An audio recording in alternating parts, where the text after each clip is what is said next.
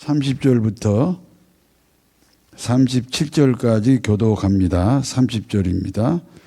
이스라엘의 왕이 여호사밧에게 이르되 나는 변장하고 전쟁터로 들어가려 하노니 당신은 왕복을 입으소서 하고 이스라엘의 왕이 변장하고 전쟁터에 들어가니라.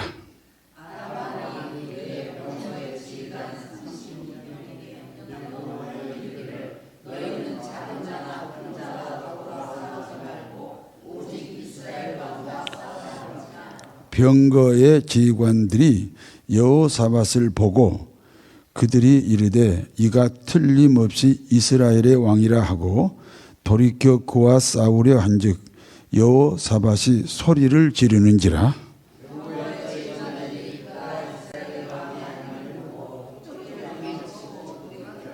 한 사람이 무심코 활을 당겨 이스라엘 왕의 갑옷 솔기를 맞힌지라. 왕이 그 병거 모는 자에게 이르되 내가 부상하였으니 내 손을 돌려 내가 전쟁터에서 나가게 하라 하였으나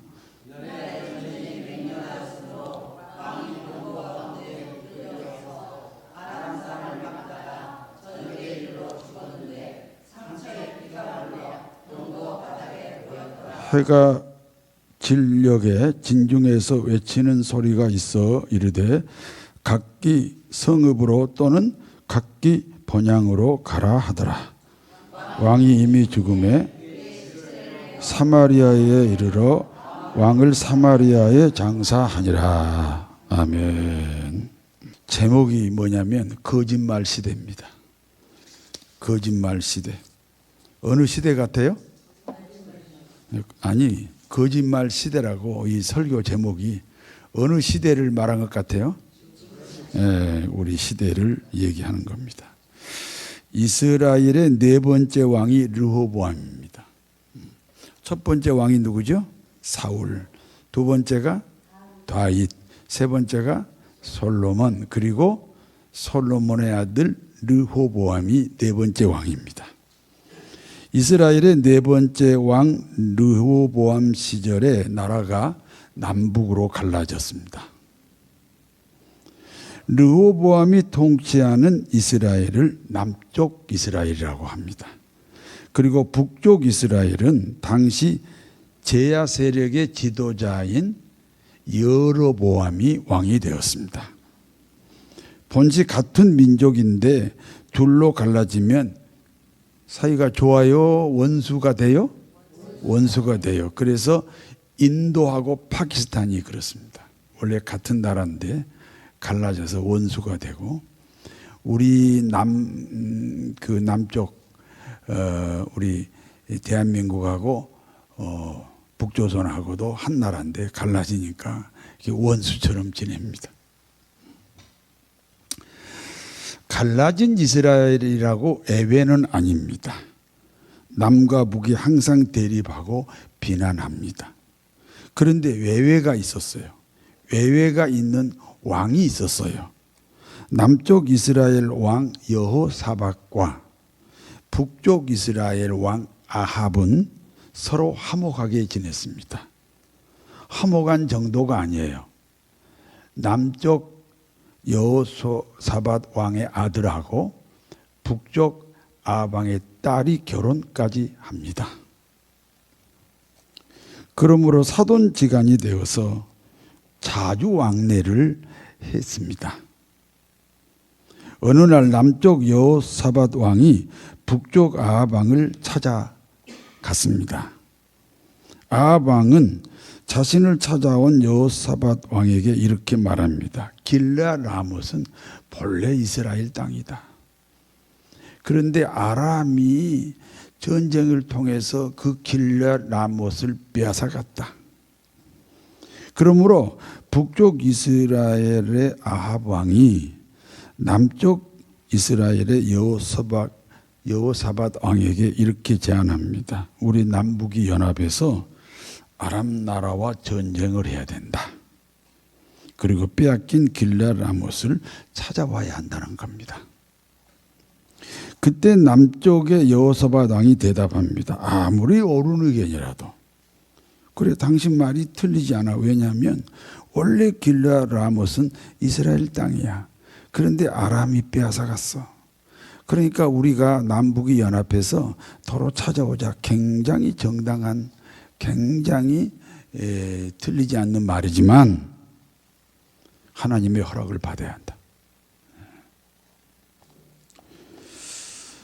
여호사밧이 또 이스라엘 왕에게 이르되 청하건대 먼저 여호와 하나님의 말씀이 어떠하든지 들어보소서. 열왕기상 22장 5절에 하나님에게 물어보자 이렇게 제안을 합니다. 그렇습니다. 사람의 생각이 정당하다고 해도 하나님의 응답이 있어야 비로소 정당해지는 거예요. 잠언서 16장 8절입니다. 사람이 마음으로 자기의 길을 계획할지라도 그의 걸음을 인도하시는 이는 여호와 하나님이시다. 그래서 북쪽 아합 왕은 선지자 400명을 소집을 합니다. 선지자는 어떤 사람들이에요? 선지자들은 어떤 사람이라고 알고 계세요? 당시는 하나님의 말씀이 기록되지 않았어요. 그러므로 선지자들의 입을 통해서 하나님의 말씀이 전달됐어요. 그러니까 선지자는 하나님의 말씀을 백성들에게 전달하는 통로입니다. 우리가 사는 시대는 하나님의 말씀이 성경 66권으로 기록이 돼 있어요.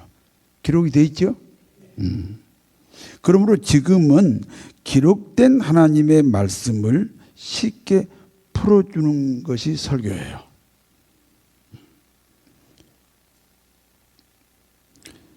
그와 같은 선지자 역할을 구약에는 하나님이 선지자를 통로로 삼아서 백성에게 말씀을 전했어요. 이제 우리는 신약 시대잖아요. 그러면 기록된 말씀을 그 가감 없이 풀어주는 것이 그 구약의 선지자와 동일한 신약의 목회자가 된다, 그런 뜻이에요.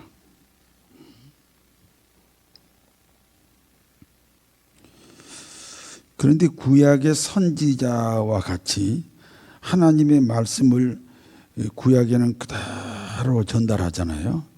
신약도 똑같아요. 기록된 말씀을 그대로 전하면 되는데 그런 경우가 많지 않다. 그게 문제다, 그런 거죠.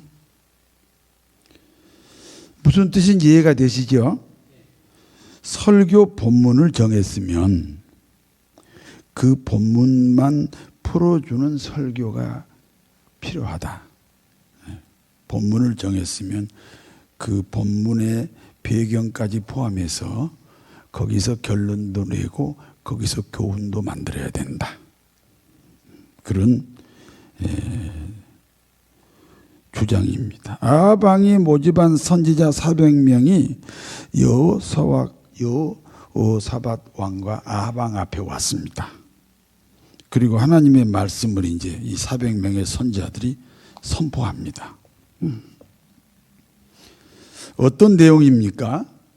길르앗 라못으로 가서 전쟁하는 것이 하나님의 뜻이다, 이렇게 전합니다. 그리고 길르앗 라못 전쟁은 반드시 이깁니다. 그러니까 전쟁을 하세요. 그렇게 성경에는 그걸 애언이라 그러잖아요. 신약에는 그걸 설교라 그러고요. 이렇게 애언을 합니다. 사실 여기에 모인 400명의 선지자들은 어떤 선지자들입니까? 아합 왕이 원하는 대로 애언하는 선지자들입니다. 무엇 때문에 아합 왕이 원하는 대로 애언을 합니까? 하나님의 뜻을 알지 못하기 때문입니다. 하나님의 뜻을 전하는 선지자들이 무엇 때문에 하나님의 뜻을 알지 못할까요? 사람들의 비유를 맞추기에 급급하기 때문에 그렇습니다. 그렇다면 무엇 때문에 사람들의 비유를 맞추기에 급급합니까? 그래야 교회가 부흥합니다.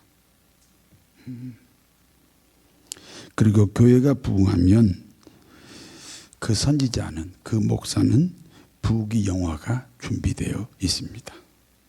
그렇잖아요. 작은 교회는 생활고에 시달려도 교회가 이른바 큰 교회는 굉장히 세상 말로 부귀영화를 누리는 거 맞습니다.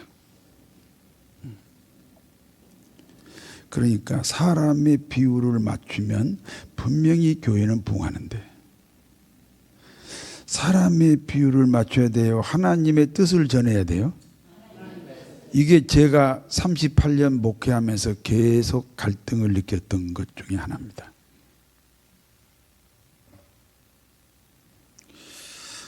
이와 같은 모습이 한국 교회의 현주소이기도 합니다. 아무리 아니라 그래도 제가 개척해서 38년 동안 목회했던 금포교회 역시 한국교회 현주소 중에 하나가 될 수밖에 없습니다. 지금도 교인들은 그래요. 우리는 지금도 목사님은 신뢰하고 목사님은 사랑하고 존경하고 목사님을 우리는 거절한 적이 없습니다.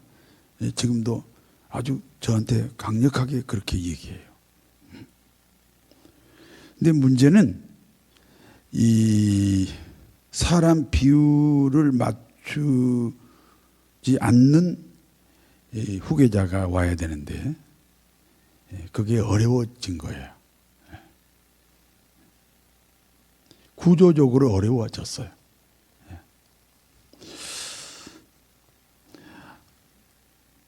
아하방이 모집한 400명의 선지자들은 한결같이 같은 내용으로 예언합니다. 길르앗 라못으로 가서 전쟁하면 반드시 이긴다. 400명이 다 한결같이 그렇게 예언을 합니다. 왜요? 그렇게 예언해야 누가 좋아해요? 아하방이 좋아하니까 그렇게 예언하는 겁니다. 그때 남쪽 여호사밧 왕이 북쪽 아하방에게 이렇게 질문합니다. 다른 선지자는 없습니까? 어떻게 400명이 한결같이 똑같이 입을 맞춘 듯이 전쟁하면 이긴다고 합니까? 다른 선지자는 없습니까? 북쪽 아하방이 대답합니다. 미가야라는 선지자가 있습니다. 그러나 미가야 선지자는 항상 내 뜻과 다른 예언을 합니다. 아하방은 이 미가야 선지자 때문에 늘 마음이 상했다는 거죠. 그래서 일부러 부르지 않았다는 것입니다. 그때 남쪽 여호사밧 왕이 말합니다. 속히 그 선지자를 부르세요. 그 선지자를 부르시지 않으면 저는 당신하고 더 이상 길르앗 라못에 대한 대화를 안 하겠어요. 그래서 아하방은 미가야 선지자에게 사람을 보냅니다. 그리고 미가야를 찾아간 아하방의 신하는 미가야 선지자에게 이렇게 부탁합니다. 미가야 선지자여, 당신도 400명의 선지자들과 같이 예언하기를 원합니다. 길르앗 라못 전쟁은 반드시 이긴다. 이렇게 예언을 해달라는 겁니다. 당연히 아하방이 시킨 해유책입니다. 아하방의 해유책에 넘어가면 어떻게 됩니까? 그러면 미가야 선지자에게 부귀영화가 준비된다니까요. 부귀영화가 보장이 돼요. 미가야 선지자가 대답합니다. 나는 살아계신 하나님 앞에 맹세한다. 하나님이 내게 말씀하시는 것 외에는 어떤 것도 전할 수가 없다. 드디어 미가야 선지자는 남쪽 여호사밧 왕과 북쪽 아합 왕 앞에 왔습니다. 그리고 이렇게 언합니다. 미가야의 애언 내용이에요. 내가 환상 중에 보니 하나님 여호와께서 보좌에 앉아 계시고 좌우편에 천군 천사가 서 있었습니다. 하나님이 좌우에 모인 천군 천사에게 이렇게 말씀합니다. 누가 아합 왕을 유인해서 길라 라못 전쟁터에서 죽게 할꼬. 그때 한 천사가 이렇게 말합니다. 제가 하겠습니다. 하나님이 다시 말씀합니다. 어떻게 아합 왕을 전쟁터로 유인하겠느냐? 그때 그 천사가 이렇게 말합니다. 내가 거짓말하는 영이 되어서 400명 선지자의 입에 있겠습니다. 그러면 400명의 선지자들은 모두 길라 라못 전쟁에서 승리할 수 있다. 이렇게 예언할 겁니다. 그러면 아합 왕은 전쟁터로 가게 됩니다. 그리고 그곳에서 죽게 됩니다. 그러니까 400명의 선지자들의 예언은 거짓말 예언이라는 거죠. 다시 말씀드립니다. 길라 라못 전쟁을 하면 어떻게 되죠? 그 전쟁터에서 아합이 죽어요.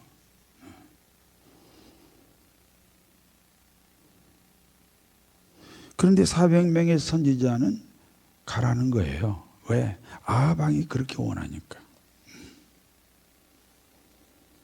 그런데 미가야 선지자는 내가 하늘의 환상을 보니까 길라 라못에 가서 전쟁하면 죽는다는 거예요. 아합 왕 당신은 죽는다는 거예요. 그와 같은 미가야 선지자의 예언을 들은 다른 선지자들의 반응은 무엇입니까? 400명의 선지자들의 반응은 무엇입니까? 미가야 선지자의 뺨을 때리면서 이렇게 말합니다. 여호와 하나님의 영이 우리를 떠나지 않았어. 미가야의 뺨을 때리면서, 그 중에 대표 선지자가 시드기야라고 하는 선지자인데, 미가야의 뺨을 때리면서 하나님의 영이 우리를 떠난 적이 없어. 자신들의 예언이야말로 진실한 예언이다. 그렇게 주장을 하면서 미가야 선지자를 학대하는 겁니다. 길라 라못에 가서 전쟁을 하면 반드시 죽는다는 예언을 들은, 길라 라못에 가서 전쟁을 하면 반드시 자신이 죽는다고 하는 아합 왕은 그 예언을 듣고 어떤 태도를 보였나요? 미가야 선지자를 감옥에 넣어버렸습니다. 결국 아합 왕은 진짜 예언보다 가짜 예언을 선택했다는 겁니다. 이해가 되십니까? 이유가 뭐죠? 하나님 말씀보다 자신의 소신이 더 중요하다는 거죠. 하나님 말씀보다 자신의 소신이 더 중요하다. 누구 이야기 같습니까? 우리들의 이야기로 들어야 됩니다. 사실 말씀대로 사세요? 자기 소신대로 사세요? 우리 이야기로 들으셔야 됩니다. 결국 남쪽 여호사밧 왕과 북쪽 아합 왕은 각각 자기 군대를 거느리고 길랏 라못으로 갔습니다. 막상 전쟁터에 온 아합 왕에게 두려운 마음이 생겼어요. 그리고 전쟁터에 가면 자신이 죽는다는 미가야 선지자의 애언도 자기 마음에서 떠나질 않아. 그러니까 더 불안해요. 더 두려워요. 여러분, 전쟁 승리의 비결이 뭔지 아세요? 상대방의 대장만 죽이면 돼요. 그럼 기권이 무너지기 때문에 당연히 이기는 거예요. 이번 전쟁의 대장은 두 사람이죠. 남쪽 여호사밧 왕과 북쪽 아합 왕이 대장이에요.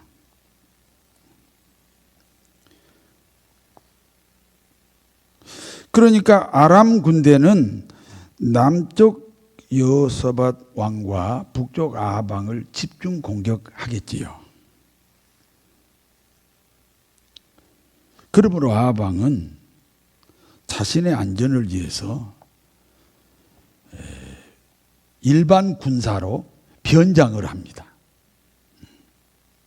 왕복을 입고 전쟁하면 집중 공격을 받으니까 그래서 일반 병사로 위장을 합니다. 그러니까 이제 모든 공격이 어디로 집중하겠어요? 남쪽 왕 여호사밧에게 집중하겠죠. 그러나 여호사밧 왕은 안전합니다. 왜요? 하나님이 지키십니다. 여러분, 인생의 안전은 하나님이 함께 하실 때 가능합니다. 하나님과 동행하는 여러분 되시기를 바랍니다. 그와 같은 때에, 그러니까 여호사밧 왕은 왕복을 입고 전쟁을 해도 그리고 집중 공격을 받아도 하나님이 지켜주잖아요. 지금 아합 왕은 일반 병사로 변장을 했지요. 집중 공격도 받지 않고 또 안전하게 전쟁을 끝내는 목적으로 일반 병사로 변장을 하였습니다. 그와 같은 때에 아람 군인 한 사람이 우연히, 참으로 우연히 목표물도 없이 그냥 화살을 하나 날렸습니다. 지금 제 얘기를 하는 거예요? 성경에 있는 얘기를 하는 거예요? 있는 얘기를 합니다. 아람 군인 하나가 우연히, 참으로 우연히 목표물도 없이 그냥 화살을 날렸습니다. 열왕기상 22장 34절에서 35절이 자막이 나갈 수 있나요? 같이 읽어요.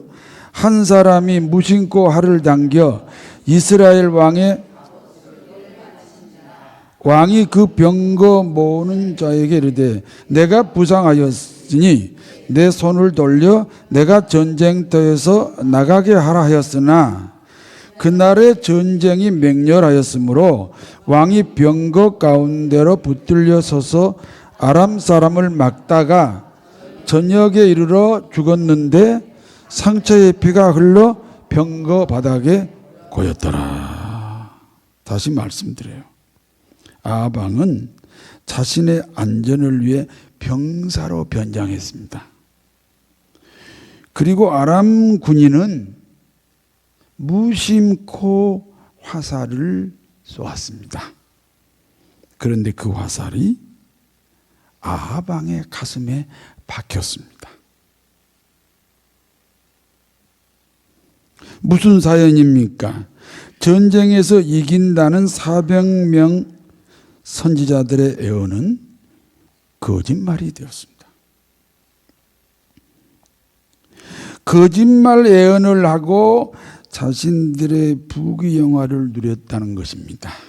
어느 시대에나 거짓말 예언자와 진실한 예언자는 함께 있습니다. 400대 1입니다. 거짓말하는 선지자가 400명이면 참말을 하는 하나님의 말씀을 전하는 선지자는 1명입니다. 400대 1입니다. 성경 말씀은 1획 1.5류가 없습니다. 400대 1입니다. 복받는 그리스도인은 누굽니까? 미가야 선지자 같은 목사님을 만난 기독교인들입니다. 여기까지가 이제 본문의 내용입니다. 이제 본문이 주는 교훈을 말씀드립니다. 우리가 살고 있는 시대는 AI 시대라고 합니다. AI 시대의 중심이 거짓말입니다. 세상은 참말과 거짓말을 분별하기 어렵습니다.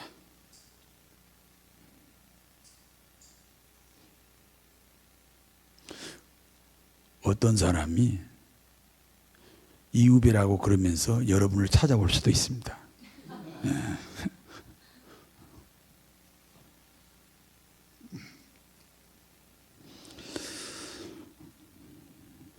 기독교의 참말은 영혼 구원입니다.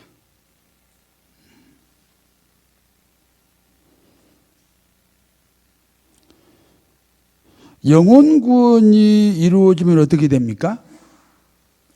영혼 구원이 이루어지면 어떻게 되느냐? 그러니까 자동적으로 연결되는 행동이 있어요. 영혼 구원이 이루어지면 하나님의 통치가 시작이 됩니다. 나는 영혼 구원 받았다고 하는데 하나님의 통치가 안 이루어지면 영혼 구원을 다시 점검해야 됩니다. 신앙이 뭐죠? 신앙이. 예배가 신앙이 아닐 수 있다. 찬송이 신앙이 아닐 수 있다. 기도가 신앙이 아닐 수 있다. 전도가 신앙이 아닐 수 있다. 하나님의 통치라는 터가 없는 예배, 찬송, 기도, 전도는 신앙이 아닙니다. 하나님의 통치하는 비결이 뭐예요? 성령 충만입니다. 그래서 교회는 영혼 구원을 중심으로 성령 운동을 해야 됩니다.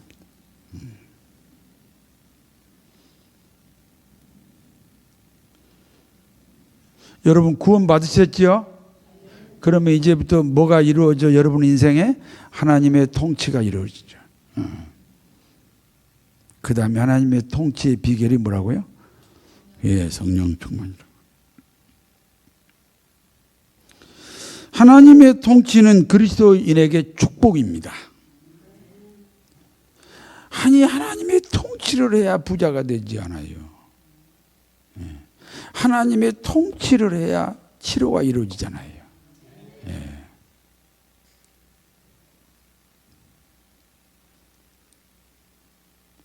우리는 400명의 선지자, 거짓말 선지자를 거절합니다. 그리고 이 한 명의 미가야 선지자를 우리는 찾아야 합니다. 그러면 우리를 묶고 있는 저주의 사슬이 끊어집니다. 영상 한번 볼까요? 예수 믿으면 저주의 사슬이 끊어져야 돼요. 나는 우리 아버지가 일단은 뭐라고 하면 반대를 했어요. 일단은. 그리고 나중에 다시 아버지 말을 들어줬어요. 예. 나는 일생 동안 아버지 어머니에게 효도를 못했어요. 이것이 우리 아들에게 이어지면 안 됩니다. 그러면 아버지의 공로가 아들의 축복이 되지 않습니다.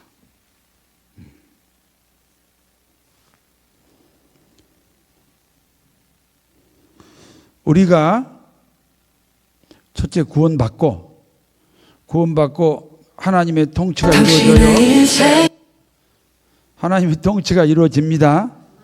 하나님의 통치는 비결이 뭐라고요?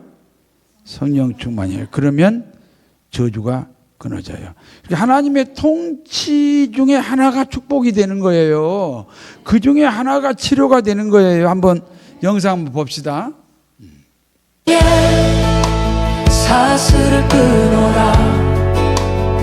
힘으로도 아니요 능으로도 아니요 주의 성령으로 끊어라. 아픔의 사슬을 끊어라. 질병의 사슬을 끊어라.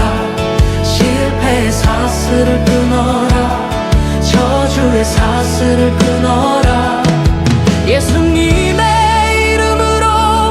사슬이 끊어지는 소리가 들리네. 예수님의 이름으로 사슬이 끊어지는 것이 보이네.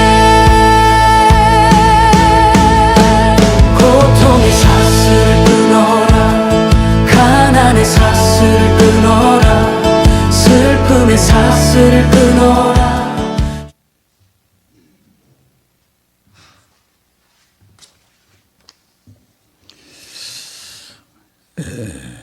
사슬이 안 끊어진다.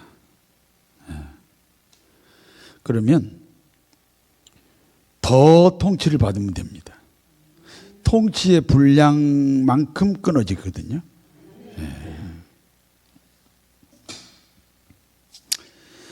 저주의 사슬이 끊어져야 거짓말을 분별합니다. 우리가요, 사기를 당한다, 거짓말에 넘어간다, 이것도 저주 중에 하나예요. 그런데 끊어져야 분별합니다.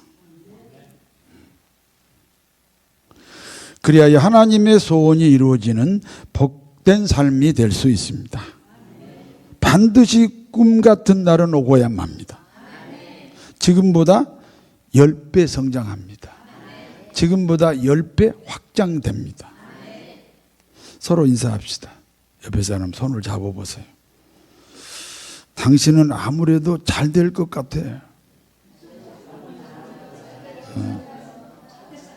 잘 될 사람이에요. 잘 될 사람이에요. 왜요? 저주가 끊어졌잖아요. 네.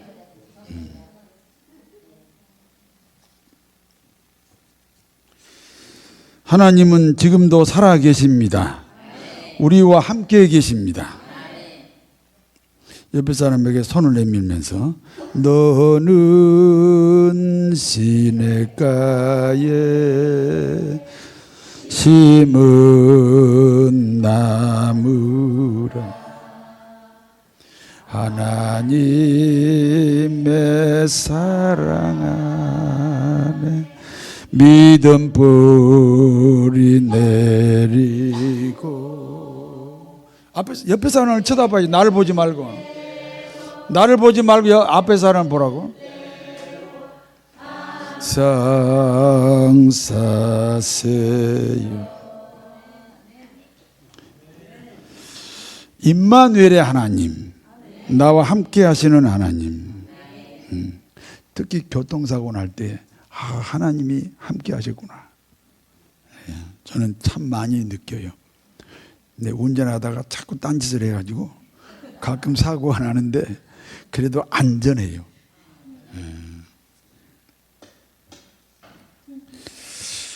그와 같은 임마누엘 하나님으로 승리하시기를 축원합니다.